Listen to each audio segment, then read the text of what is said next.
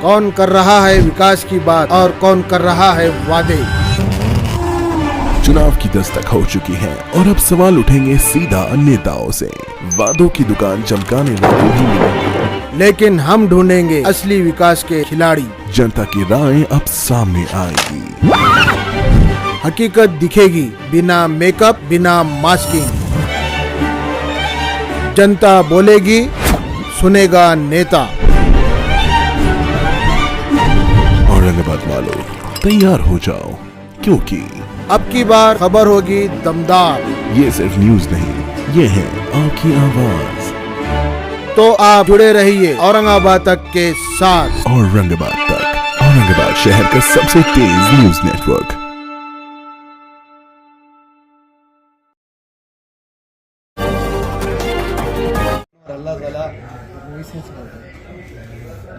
हाँ हिंदी नितीन थोडा मागे मोरे मागे या. काय आहे की हास्य दिसतंय का?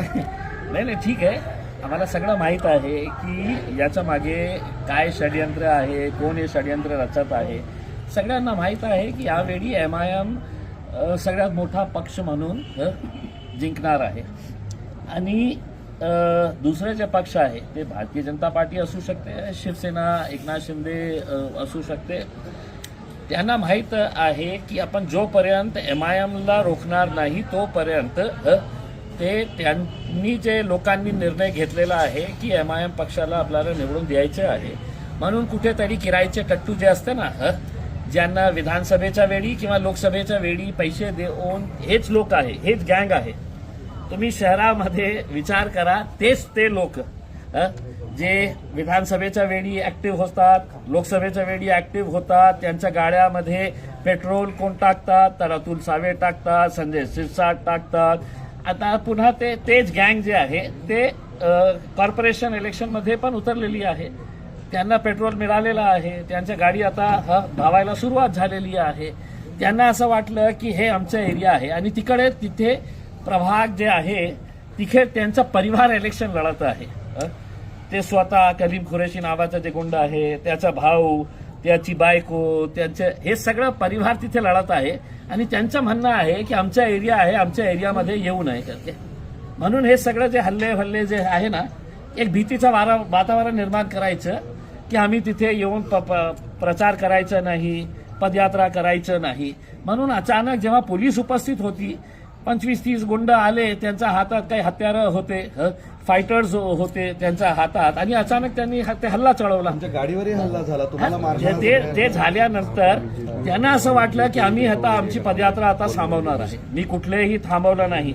मी पूर्ण पदयात्रा जे एंड पर्यंत होती तिथपर्यंत गेलो. मी ते पदयात्रा पूर्ण केली आणि त्याच्यानंतर आमची दुसरी पदयात्रा होती, त्या एरियामध्ये सुद्धा मी जाऊन पदयात्रा सुरू केली. पदयात्रा एंड होईपर्यंत मी तिथे होतो आणि मी पोलिसांना स्पष्टपणे सांगितलं, हे गुंडगिरी असा वातावरणामध्ये इलेक्शन लढायचं असेल आणि तुम्ही या गुंडांवर कारवाई करणार नसेल तर तुम्ही सांगून द्या आम्हाला, आमची तशीही तयारी आहे.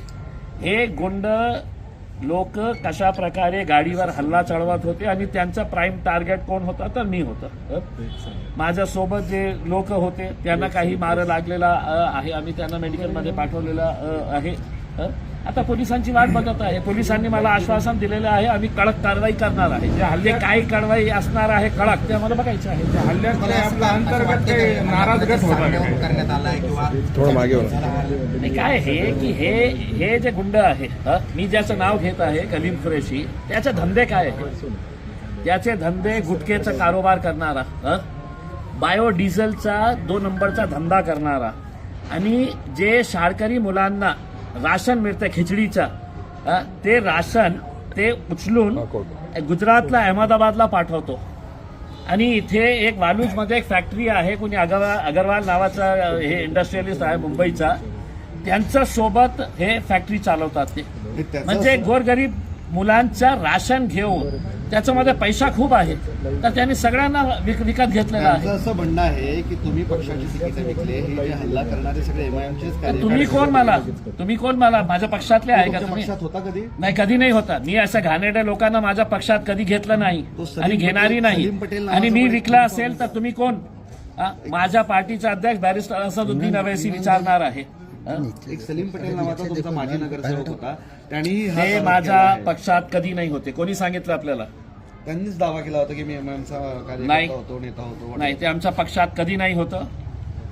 मग ही नाराजांची हे झोंबाझोंबी जे नाही. आहे ना, हे सगळ्यांना हे माहीत पडलेलं आहे की 16 तारखेला सगळ्यात मोठा जल्लोष जे आहे ते एमआयएम पक्षामध्ये होणार आहे.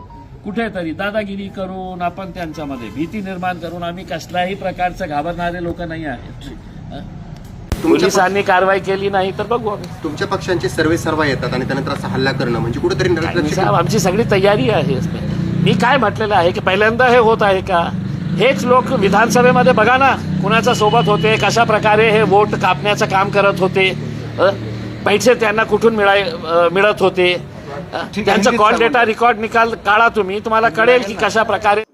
औरंगाबाद तक मीडिया जो है वो पिछले कई सालों से बहुत अच्छी खिदमत दे रहा है, लोगों तक खबरें पहुंचाने का काम कर रहा है और उसकी रीच बढ़ रही है. उन्हें सिल्वर बटन मिला है, मैं उनको मुबारकबाद देता हूं और उम्मीद करता हूं कि आगे उनको सिल्वर की जगह गोल्ड भी मिले, गोल्ड के बाद प्लैटिनम भी मिले और वो इसी तरह से लोगों का काम करते रहे.